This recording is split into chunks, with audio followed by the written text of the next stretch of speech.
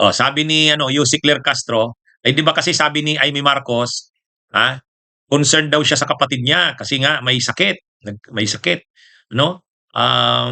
Ilang public events na ang hindi nakadalo. Sabi ni Amy Marcos, ah, nag-aalala daw siya sa kanyang kapatid.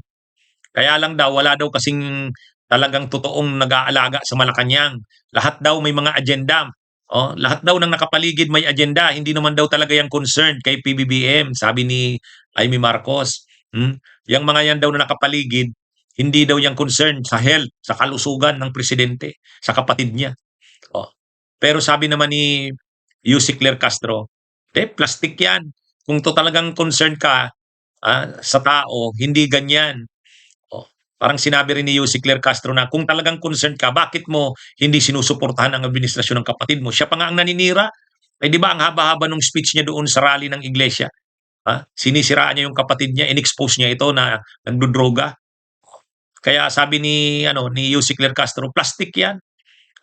Kung talagang concerned ka, ah, ano 'yun, ipakita mo hindi yung ano, kaplastikan ang kunwari concerned.